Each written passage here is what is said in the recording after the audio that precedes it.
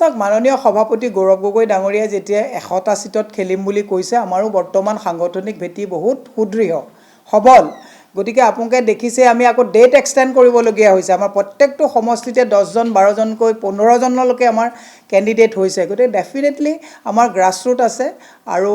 সভাপতি মহোদয় যেতিয়া 100 জন খেলিম বুলি কৈছে প্ৰতিদ্বন্দিতাত আগবঢ়াম বুলি কৈছে ডেফিনেটলি কিবা চিন্তা চৰ্চা কৰি কৈছে চাওক অখিল গগৈ ডাঙৰীয়াই হওক বা লুৰিণজ্যোতি গগৈ ডাঙৰীয়াই হওক নিৰ্বাচন খেলিবলৈ হলে বুথ লেভেল শক্তিশালী হ'ব লাগিব কংগ্ৰেছৰ প্ৰত্যেকটো যদি সমষ্টিত যায় প্ৰত্যেকটো সমষ্টিতে বুথ লেভেলত একেবাৰে আপুনি কম বুলি ক'লেও 30,000 ইনটেক ভোট আমাৰ আছে সেই কথাটো তেওঁলোকে বুজিব লাগিব গতিকে 100টা সিটৰ কথা যেতিয়া গৌৰৱ গগৈ ডাঙৰীয়াই কৈছে ডেফিনেটলি আমাৰ গ্ৰাসৰুটটো চাইছে বা অন্য দলৰো গ্ৰাসৰুটটো মানে এটা সাৰ্ভে চলি আছে তে সাৰ্ভে ভিত্তিতে তেখেতে ক'ব যদি দেখিছে যে সাৰ্ভেটোত বা অখিল গগৈ ডাঙৰীয়া বা অন্য দলবিলাকৰ সাৰ্ভেত যদি বুথ লেভেলটো ষ্ট্ৰং নহয় তে ইলেকশ্যনটো খেলিবৰ কাৰণে খেলিব দিব নোৱাৰি এবাৰ ইলেকশ্যনটো সাংঘাতিক অসমৰ প্ৰত্যেকজন জনতাৰ কাৰণে প্ৰত্যাহ্বান যুৱকৰ কাৰণে প্ৰত্যাহ্বান মহিলাৰ কাৰণে কৃষক শ্ৰমিক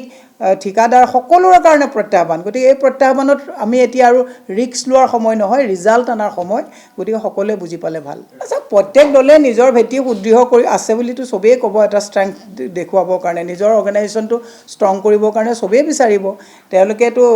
বিভিন্ন সিট বিচাৰিব বিচৰাৰো মানে আলোচনাত বহি পেলাই নিষ্পত্তি কৰা এইটো এটা বেলেগ কথা হ'ব গোটেই বিচাৰাটোতো ডিমাণ্ড থাকিবই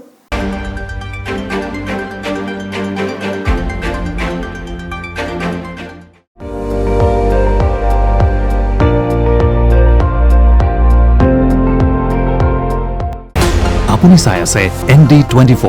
সৰ্বশ্ৰেষ্ঠ নহয় সৰ্বোত্তমৰ দৌৰত